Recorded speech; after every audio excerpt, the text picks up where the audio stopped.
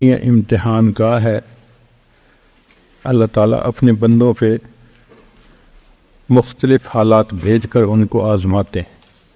کبھی خوشی دے کے آزماتے ہیں، کبھی غم دے کے آزماتے ہیں، کبھی صحت، کبھی بیماری.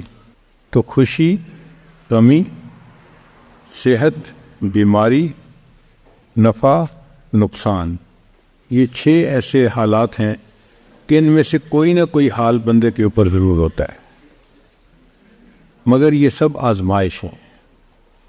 اللہ تعالیٰ خوشی دیتے ہیں آزمانے کے لیے، کیا یہ میرا بندہ شکر ادا کرتا ہے یا نہیں کرتا. اللہ تعالیٰ غم دیتے ہیں آزمانے کے لیے کہ یہ بندہ صبر کرتا ہے یا نہیں کرتا. لیکن یہ آزمائش کی جگہ ہے. اللہ تعالیٰ نے فیصلہ فرما دیا وَلَنَبْلُوَنَّكُمْ، اور ہم ضرور بھی ضرور تمہیں آزمائیں گے. تو اس لیے آزمائش کی جگہ ہے. یہاں آزمائش تو ہر بندے کی ہونی ہی ہے، مگر ایک نقطہ ذہن میں رکھیں کہ ہمارے مشائخ نے لکھا ہے کہ غم کے حالات میں اکثر لوگ پاس ہو جاتے ہیں کیونکہ صبر کر لیتے ہیں. عوام الناس ہی کہہ دیتے ہیں اللہ کی مرضی. جوان لڑکی تھی، خاوند فوت ہو گیا، اب اس سے بڑا غم اس کے لیے کیا ہو سکتا ہے. لیکن اس سے پوچھیں تو آگے سے جواب دے گی جو اللہ کی مرضی. اس کا مطلب وہ کامیاب ہو گئی کہ اس نے اللہ کی رضا پہ اپنے آپ کو راضی کر لیا. لیکن جو خوشی کے حالات ہیں ان میں اکثر لوگ فیل ہو جاتے ہیں کہ خوشی میں شکر ادا کرنا ان کو یاد نہیں رہتا. تو خوشی زیادہ مشکل امتحان ہے بنسبت غم کے. تاہم صحت ہو یا بیماری ہو، انسان ہر حال میں اپنے رب سے راضی رہے. جو آج کی حکم ہے اس میں فرماتے ہیں کہ جب تک تو اس دنیا میں ہے قدورتوں کے پیش آنے کو کچھ عجب خیال نہ کر. یعنی اس پہ تعجب نہیں ہونا چاہیے کہ جی ہمیں پریشانی آ گئی ہے. جو پریشانیوں کا گھر، تو پریشانی تو آنی ہے. تو جب تک تو اس دنیا میں ہے قدورتوں کے پیش آنے کو کچھ عجیب خیال نہ کر، کیونکہ دنیا نے اسی چیز کو ظاہر کرنا ہے جو اس کا وصف ہے. یعنی برتن سے وہی نکلتا ہے جو برتن کے اندر موجود ہوتا ہے. کل اناء یترشح بما فیہ. اب دنیا میں چونکہ ہے ہی قدورتیں، وہ قدورتیں ہی ظاہر ہوں گی، پریشانیاں ہی ظاہر ہوں گی. یہ ہے جو پریشانی کا گھر. وہ جگہ جہاں کوئی پریشانی نہیں، اس جگہ کو جنت کہتے ہیں، اور وہاں ابھی داخل نہیں ہوئے. جب جنتی جنت میں داخل ہونے لگیں گے تو وہ کہیں گے الحمدللہ الذی اذھب عنا الحزن. سب تعریفیں اس اللہ کے لیے ہیں کہ اب ہم سے حزن چلا گیا، غم چلا گیا. جنت میں کوئی غم نہیں ہوگا، کوئی پریشانی نہیں ہوگی. تو دنیا تو ہے ہی پریشانیوں کا گھر. اس لیے دنیا میں اگر کوئی پریشانی آئے تو اس پہ بہت پریشان ہونے کی ضرورت نہیں ہوتی، اس کو برداشت کر لینا چاہیے، یہ سوچتے ہوئے کہ یہاں تو یہ سب کچھ ہوگا ہی صحیح. صحابہ کرام ایک فقرہ اکثر کہا کرتے تھے کہ استقبال المصائب بالتجمل، کہ جب مصیبتیں آئیں تو ان کو اچھے طریقے سے ان کا استقبال کرو. ومواجہۃ النعم بالتذلل، اور اگر اللہ تعالیٰ نعمتیں عطا کرے تو بڑی عاجزی کے ساتھ ان نعمتوں کو آپ حاصل کریں. یعنی جب نعمتیں ہوں تو طبیعت کے اندر اس وقت عاجزی ہونی چاہیے، جھکنا چاہیے کہ اللہ نے نعمتیں عطا فرمائی ہے. اور اگر پریشانی آئے تو پھر تحمل کے ساتھ، تجمل کے ساتھ اس کا استقبال کرنا چاہیے. بہت لوگوں پہ بہت طرح کی پریشانی آتی ہیں، لیکن ایک بات پکی ہے کہ ہمیں اللہ نے جس حال میں رکھا ہے وہ بہت بہترین حال ہے. ہر بندے کو اللہ نے بہترین حال میں رکھا ہوا ہے. ایک صاحب تھے تو وہ پریشان تھے کہ جی میں تو بہت پریشان ہوں. تو ان کو کہا گیا کہ اچھا بھائی آپ ایسا کرو کہ پورے شہر میں جو آپ کو سب سے بہترین حال میں آدمی نظر آتا ہے نا، تم اس کی جیسی دعا مانگ لو. وہ پورے شہر میں گیا. اس کو ایک جگہ ایک جیولر نظر آیا جس کی دکان پہ گاہکوں کا تانتا بندھا ہوا تھا. بہت لوگ تھے خریدار، اور وہ اپنی جیولری بیچ رہا تھا، پیسے کما رہا تھا. اور اس کے 4-5 بیٹے تھے بہت خوبصورت نوجوان جو اس کا ہاتھ بٹا رہے تھے۔ اب اس بندے نے فیصلہ کیا کہ یہ شہر کا سب سے زیادہ خوش قسمت انسان ہے، میں اس جیسا بننے کی نیت کرتا ہوں۔ چنانچہ جب اس نے دل میں سوچ لیا تو چاہتا تھا کہ میں دعا مانگوں، پھر خیال آیا کہ میں اس سے پوچھتا ہوں کہ یہ کیسی زندگی گزار ہے۔ تو اس نے جا کے اس سے پوچھا کہ سنائے جی آپ کی زندگی کیسی ہے؟ اس نے کہا کہ خدا کا واسطہ یہ کبھی دعا نہ کرنا کہ میرے جیسا بری قسمت والا انسان دنیا میں کوئی نہیں ہوگا۔ میں نے پوچھا کہ بھئی آپ کی بری قسمت کیا؟ اتنا آپ کے پاس مال ہے، پیسہ ہے، عزت ہے لوگوں کی نظر میں، اتنا بڑا مکان ہے اور ہر چیز کی آپ کے پاس سہولت ہے، تو آپ کہتے ہیں کہ میرے جیسا بدقسمت کوئی نہیں ہوگا؟ اس نے کہا ہاں، جو میرے ساتھ گزر رہی ہے وہ میں نہیں بتا سکتا۔ اس نے کہا پھر بھی بتا کیا ہوا؟ اس نے کہا کہ میں تھوڑا کام کرتا تھا، کام اتنا زیادہ شروع میں نہیں تھا، تو ایک موقع پہ بیمار ہو گیا۔ اب جب بیمار ہو گیا تو نہیں، میرا کام اچھا چل رہا تھا، ایک موقع پہ میری بیوی بیمار ہو گئی۔ اب جب وہ زیادہ بیمار ہوئی تو میں اس کے پاس اس کی عیادت کے لیے بیٹھا ہوا تھا اور میں اس سے محبت کی باتیں کر رہا تھا کہ مجھے آپ سے اتنی محبت ہے اور اتنی ہے۔ وہ خوبصورت تھی، اچھی شکل کی تھی۔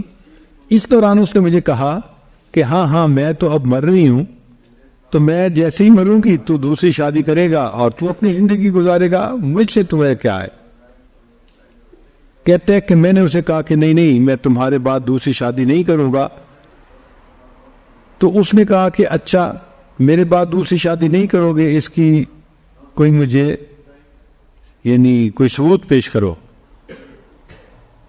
کہتے ہیں کہ اس کی محبت میں اس قدر گرفتار تھا کہ ہمارے قریب کوئی حکیم رہتا تھا، تو میں نے اس سے جا کے کہا کہ بھئی مجھے کوئی ایسی دوائی کھانی ہے کہ جس کے بعد میرے اندر عورت کی جو طلب ہے وہ ہی ختم ہو جائے، شہوت ہی ختم ہو جائے۔ تو اس نے مجھے ایک دوائی دے دی اور میں نے اس بیوی کو دکھا کے وہ دوائی کھا لی۔ اس کو کھانے کے بعد میں نامرد ہو گیا، مگر اللہ کو منظور تھا، بیوی صحت مند ہو گئی۔ اب جب کچھ عرصہ وہ صحت مند رہی تو اس نے مجھ سے مطالبہ شروع کر دیا کہ بھئی تم میرے خاوند ہو تو میری ضرورت کو پورا کرو۔ اب میں ضرورت پورا کرنے کے قابل نہیں تھا، تو وہ پھر اس کے اندر بغاوت آ گئی، وہ دین سے بھی دور ہو گئی اور اس نے ادھر ادھر حرام کے تعلقات پیدا کر لیے۔ تو کہتے ہیں کہ یہ جو 5 بیٹے تمہیں نظر آ رہے ہیں یہ میرے نہیں ہیں، یہ میری بیوی کے ہیں، مگر ہیں غیر مردوں سے۔ اب میں جب ان 5 کی شکلیں آنکھوں سے دیکھتا ہوں نا روزانہ بیٹھ کے، تو جو میرے دل پہ گزرتی ہے تم اس کی تکلیف کا اندازہ نہیں لگا سکتے۔ تو کبھی دعا نہ کرنا کہ تم میرے جیسے بن جاؤ، اللہ تمہاری قسمت اچھی کرے، میرے جیسی نہ کرے۔ تو دیکھو اس بندے نے اپنی طرف سے سمجھا تھا کہ یہ سب سے دنیا شہر کا خوش قسمت انسان ہے، اور اس کو کیا پتا تھا کہ اس انسان کے ساتھ کیا بیت رہی ہے، اس کے دل پہ کیا دکھ ہے، کیا غم ہے۔ تو ہر بندہ سمجھتا ہے کہ جی بس میں بہت دکھی ہوں، دوسرے تو سب اچھے ہیں۔ نہیں، ہر ایک کی اپنی زندگی ہوتی ہے۔ بس اللہ سے یہ دعا مانگو کہ اللہ نے ہمیں جس حال میں رکھا ہے، اللہ ہمیں صبر کی توفیق عطا فرمائے، شکر کی توفیق عطا فرمائے۔ اللہ نے ہمیں بہترین حال میں رکھا ہوا ہے۔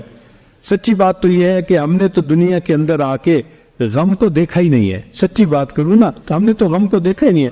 یہ چھوٹی موٹی چیزیں یہ کیا ہوتی ہے، اس کو غم تھوڑا کہتے ہیں۔ جو دنیا میں لوگوں پہ غم بیتے ہیں، اگر کبھی اس کی سٹوریاں سننے لگے تو حیران ہی ہو جائے۔ کتابوں میں واقعہ لکھا ہے کہ ایک عورت تھی، طواف کر رہی تھی اور طواف کے دوران کہتی تھی اللہ میں اس حال میں بھی آپ سے راضی، اے اللہ میں اس حال میں بھی آپ سے راضی۔ تو ایک آدمی نے یہ سنا تو بڑا حیران ہوا۔ اس نے اس سے پوچھا کہ تو کیوں کہتی ہے کہ میں اس حال میں بھی آپ سے راضی، میں اس حال میں بھی آپ سے راضی؟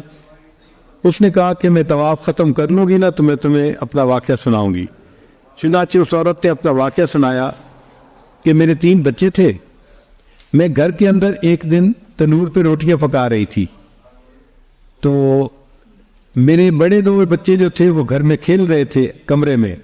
اچانک مجھے شور کی آواز آئی، تو وہ کہتی ہے کہ میں نے جب شور سنا تو میں وہیں سب کچھ چھوڑ کے تنور پر آٹا روٹیاں تو میں کمرے کی طرف بھاگی جب کمرے گئی تو میں نے ایک عجیب تماشا دیکھا کہ اس سے 1-2 دن پہلے میرے خاوند نے گھر میں بکری کو ذبح کیا تھا، اور جس چھری سے بکری کو ذبح کیا تھا وہ اس نے کمرے میں رکھی تھی۔ تو میرے دونوں بچے کھیلتے کھیلتے ان میں سے ایک نے دوسرے کو کہا کہ تمہیں پتہ ہے کہ ابو نے بکری کو کیسے ذبح کیا تھا؟ تو دوسرا کہتے ہیں مجھے تو نہیں پتا۔ وہ کہتے ہیں اچھا آؤ میں تمہیں بتاتا ہوں کہ کیسے ابو نے ذبح کیا تھا۔ تو میرا درمیان والا بیٹا جو تھا وہ زمین پر لیٹ گیا، اور بڑے لڑکے نے اس چھری کو اٹھا لیا۔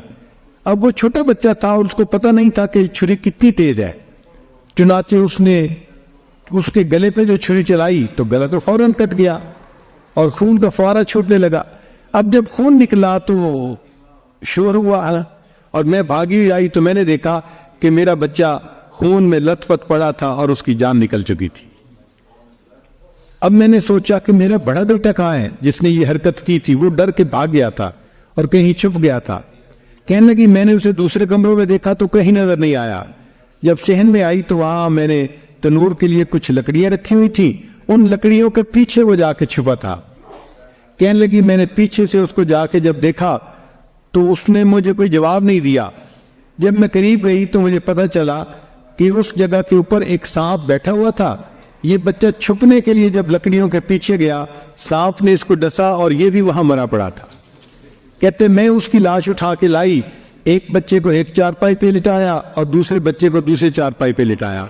پھر اس کے بعد میں نے فیل کیا کہ میرا تیسرا چھوٹا بیٹا جو کرالنگ کرتا تھا، رینگتا تھا، وہ کہاں ہے؟ وہ مجھے نظر نہیں آ رہا تھا۔ کہنے لگی میں اٹھ کے جب تنور کی طرف آئی تو میں نے دیکھا کہ اس نے کرال کیا اور وہ تنور کے اندر گر چکا تھا۔ تو میں نے اپنے زندہ بیٹے کو آگ کے اندر پورا جلتا ہوا دیکھا اور وہ بھی فوت ہو گیا تھا۔ تو میں نے تینوں بیٹوں کی لاشوں کو چارپائی بھی رکھا، پھر ان کو نہلایا اور ان کو کفن دیے۔ جب تینوں کے جنازے ایک دن میں گھر سے نکلے تو میں عمرے کے ارادے سے آ گئی۔ اب میں طواف کر رہی ہوں اور اپنے اللہ کو کہہ رہی ہوں اے اللہ میں اس حال میں بھی آپ سے راضی ہوں۔ آپ ذرا غور کیجئے نا اس ماں کے دل پہ کیا بیتی ہوگی کہ ایک دن میں جس کے 3 بیٹوں کا جنازہ گھر سے نکلے اور پھر وہ طواف کرتے ہوئے کہہ رہی ہے اے اللہ میں اس حال میں بھی آپ سے راضی ہوں۔ تو ہم نے کہاں غم دیکھے ہیں، کہاں تکلیفیں دیکھی ہیں؟ ہم نے نہیں دیکھی۔ ہمیں تو اللہ نے بہت سہولت کی زندگی دی ہے، بہت آسانیوں کی زندگی دی ہے۔ ہم تو جتنا شکر ادا کریں اتنا کم بنتا ہے۔ چنانچہ بہادر شاہ ظفر آخر مغل بادشاہ تھا، تو جب اس سے فرنگیوں نے حکومت کو چھینا تو انہوں نے اس کی دعوت کی، اس کو قید کیا اور پھر اس کی دعوت کی، اور دعوت میں انہوں نے اس کے سامنے دسترخوان پہ جیسے کھانے کے برتن نہیں ہوتے ڈھکے ہوئے، یہ کھانے کے برتن رکھے۔ تو بہادر شاہ ظفر سمجھا کہ میرے لیے کھانا رکھ دیا گیا ہے۔ چنانچہ کہتے ہیں کہ 10 یا 11 اس کے بیٹے تھے اور اتنے ہی برتن تھے۔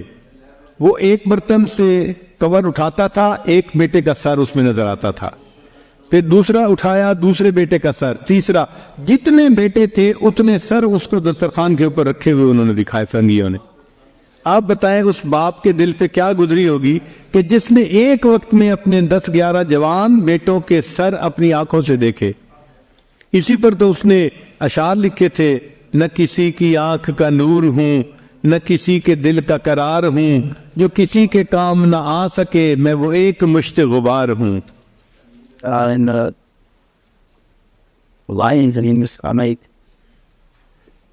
کوئی مجھ پہ دیپ جلائے کیوں، کوئی مجھ پہ پھول چڑھائے کیوں، کوئی مجھ پہ آنسو بہائے کیوں، میں وہ بے کسی کا مزار ہوں۔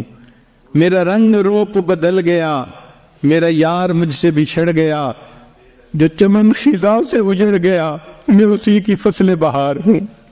تو چمن خزاں سے اجڑے ہیں اس دنیا میں، ہمیں کیا پتا کیا کیا ہوا ہے دنیا میں، ذرا حالات تو پڑھ کے دیکھیں۔ بادشاہوں کے پورے خاندان کو ان کے سامنے ذبح کیا گیا۔ آپ کبھی کربلا کے حالات دیکھیں نا کہ سیدنا حسین رضی اللہ تعالیٰ عنہ نے اپنے خاندان کے لوگوں کے نوجوانوں کو اپنی آنکھوں کے سامنے شہید ہوتے دیکھا۔ کوئی آسان کام نہیں ہوتا۔ ہمارے گھر کے چھوٹے سے بچے کو کوئی خراش آ جائے نا ہمارا دل تڑپ اٹھتا ہے، اور ہم بار بار فون کر کے پوچھ رہے ہوتے ہیں ڈاکٹر کے پاس پہنچ گئے، ڈاکٹر نے ٹریٹمنٹ دے دی، ڈاکٹر نے کیا کہا؟ جب تک تسلی نہیں ہو جاتی اس وقت ہم پوچھتے رہتے ہیں ایک چھوٹی سی خراش آئی ہے اور وہاں تو زندگیوں کے معاملات ہو گئے، تو ہم نے تو سچی بات ہے غم کو دیکھا ہی نہیں ہے. سچی بات یہی ہے. یہ چھوٹے موٹے حالات جو گھروں میں پیش آ جاتے ہیں یہ کوئی غم تھوڑا ہے، یہ تو دنیا ہے. اور دنیا میں تو یہ ہوگا اگر کوئی بندہ بس کے اندر سفر کرے اور پھر کہ جی مجھے تو جھٹکے لگ رہے ہیں، تو بھائی بس کے اندر بیٹھ کے سفر کرو گے تو جھٹکے تو لگیں گے. کوئی ہوائی جہاز کے اندر آپ تھوڑا سفر کر رہے ہیں کہ جو بالکل سموتھ فلائٹ ہوگی، بس ہو اور کچی سڑک ہو تو جھٹکے تو لگتے ہی ہیں. یہ دنیا کا بھی معاملہ ایسا ہی ہے کہ یہ دنیا کی بس ہے، زندگی کی بس ہے، اور دنیا کی یہ کچی سڑک ہے جس کے اوپر جھٹکے ہر کسی کو لگتے ہیں. ہر بندہ یہاں پریشان، آج ایک پریشانی، کل دوسری، پرسوں تیسری، اور انسان لگوٹ باندھ کے نکلتا ہے کہ اب میں پریشانیوں کو ختم کر دوں گا. پہلی ختم ہوتی ہے، نئی اوپر سے اور آ جاتی ہے. تو ہم پریشانیوں کو ختم بھی نہیں کر سکتے. بس ایک ہی اس کا حل ہے کہ ہم ان پریشانیوں کے اوپر صبر کریں. ہاں، پریشانیاں اللہ سے مانگنی نہیں چاہیے. ہم پریشانیوں کے قابل نہیں، آزمائش کے قابل نہیں ہیں. ہم پریشانیاں مانگیں نہیں، لیکن اگر آ جائیں اللہ کی طرف سے تو بس اس پر صبر کرے. صبر دو طرح کا ہوتا ہے. ایک ہوتا ہے کہ صبر اطاعت کے لیے صبر کرنا. مثال کے طور پہ نیند بہت آ رہی ہے اور دل چاہتا ہے کہ سو جائے، اور تہجد کی نماز جانے والی ہے یا فجر کی جماعت جانے والی ہے، تو انسان اٹھتا ہے اس وقت. اب یہ جو مشقت اٹھانی پڑتی ہے نا اٹھنے کی، اس کو صبر علی الاطاعہ کہتے ہیں کہ یہ اطاعت کے لیے انسان کو صبر کرنا پڑا. تو اطاعت کے لیے، نیکی کرنے کے لیے بھی بندے کو صبر کرنا پڑتا ہے. جیسے آپ لوگ روزے رکھ رہے ہیں، اب روزے کا رکھنا یہ مشقت ہوتا ہے، پیاس ہوتی ہے اور بھوک ہوتی ہے، مگر برداشت کرنی پڑتی ہے. اس کو صبر علی الاطاعہ کہتے ہیں. اور ایک ہوتا ہے صبر عن المعصیہ، کہ گناہوں سے رکنے کے لیے صبر کرنا. مثلا ایک آدمی پر شہوت تو سوار ہے مگر وہ اس ٹیمپٹیشن کو برداشت کرتا ہے، کوئی گناہ کا کام نہیں کرتا، تو یہ صبر عن المعصیہ ہے. جیسے سیدنا یوسف علیہ السلام کو زلیخا نے کہا تھا قالت ہی تلک قال معاذ اللہ، انہوں نے کہا تھا میں اللہ کی پناہ مانگتا ہوں، میں یہ گناہ نہیں کر سکتا. تو یہ دو طرح کا صبر ہے جو بندے کو کرنا پڑتا ہے. نیکی کرنے کے لیے صبر کرنا پڑتا ہے اور گناہوں سے بچنے کے لیے صبر کرنا پڑتا ہے. لیکن یہ جو صبر کرنے والے ہیں ان کو اللہ کی طرف سے بہترین اجر ملے گا. ہر عمل کے اجر کا کوئی نہ کوئی حد ہے، لیکن صبر والے کے اجر کی کوئی انتہا نہیں ہے. اللہ فرماتے ہیں انما یوفی الصابرون اجرہم بغیر حساب، ان کو اللہ تعالیٰ بغیر حساب کے اجر عطا فرمائیں گے. اتنا اجر دیں گے کہ وہ لوگ بس کریں گے، ان کو اتنا راضی کریں گے. اس لیے جنتی جب جنت میں داخل ہوں گے تو فرشتے چاروں طرف سے ان کا استقبال کرنے کے لیے آئیں گے. والملائکۃ یدخلون علیہم من کل باب سلام علیکم بما صبرتم، وہ کہیں گے اور تم پر سلامتی ہو، تم نے دنیا کے اندر صبر کیا، گناہوں سے بچنے کے لیے بھی صبر کیا، نیکی کرنے کے لیے بھی صبر کیا. بما صبرتم فنعم عقبی الدار، تو سلامتی ہو، سلامتی ہو، ان کو فرشتے کہیں گے. ہم اپنی زبان میں اس کا ترجمہ کریں نا تو سلام علیکم کا ترجمہ بنے گا اور تمہاری اور تمہیں مبارک ہو، تمہیں شاباش ہو. سلام علیکم کا ترجمہ بنے گا اور تمہیں شاباش ہو، تم سلامت رہو. ہم نہیں کہتے اے بچے جیتے رہو، تو جیسے ہم کہتے ہیں نا کسی کو جیتے رہو، تمہیں شاباش ہو، تو سلام علیکم کا بالکل یہی معنی ہے. فرشتے یہ کہیں گے اوے جیتے رہو، تم کتنی اچھی زندگی گزار کے آئے، تم صبر کی زندگی گزار کے آئے. فنعم عقبی الدار، اب اللہ نے کتنا اچھا تمہیں گھر عطا فرما دیا. تو صبر والوں کو اللہ تعالیٰ دنیا میں بھی اجر بہت دیتا ہے اور جنت میں بھی ان کو بہت اجر ملے گا. ہمیں اپنے اندر یہ صبر کی صفت پیدا کرنی چاہیے. صبر تو اتنا بھی نہیں کہ اگر سامنے سے کوئی ناگوار لفظ سننے کو مل جائے نا تو ہم اپنے غصے کو برداشت کر لیں، ہمارے اندر اتنا بھی صبر نہیں ہے. معمولی سی بات کا برداشت کرنا ہمارے لیے مشکل ہوتا ہے. اس لیے آپ دیکھیں کہ دونوں دوست جو ہیں وہ بیت بھی ہیں، نیک بھی ہیں، سب کرتے ہیں، پھر آپس میں الجھتے بھی ہیں۔ کیوں الجھتے ہیں؟ اس لیے الجھتے ہیں کہ صبر نہیں ہے نا، برداشت نہیں ہے، تو برداشت کو بڑھانا پڑتا ہے۔ صحابہ رضی اللہ تعالیٰ عنہ نے بہت مصائب برداشت کیے، جس کی وجہ سے اللہ نے ان کو بڑا رتبہ اور درجہ عطا فرمایا۔ یہ مصائب تو اتنے آتے ہیں کہ ایک ایسا وقت آتا ہے مستہم البأساء والضراء وزلزلوا حتی یقول الرسول والذین آمنوا معہ متی نصر اللہ، کہ ایمان والے اور ان کے ساتھ جو اللہ کے رسول تھے وہ بے اختیار پکار اٹھے کب اللہ کی مدد آئے گی۔ یعنی اتنا اللہ تعالیٰ بندے کو اس معاملے میں آزماتے ہیں، خوب رگڑا دیا جاتا ہے، خوب اس کو گرل کیا جاتا ہے تاکہ یہ بندہ اونچے سے اونچے مرتبے تک پہنچ جائے۔ تو صحابہ کرام اور نبی علیہ السلام پکار اٹھے کہ کب اللہ کی مدد آئے گی۔ پہلی امتوں کے جو صحابہ تھے ان کے اوپر کم مصیبتیں آئی تھیں، لیکن اس امت کے جو صحابہ کرام تھے ان کے اوپر بہت زیادہ مصیبتیں آئیں۔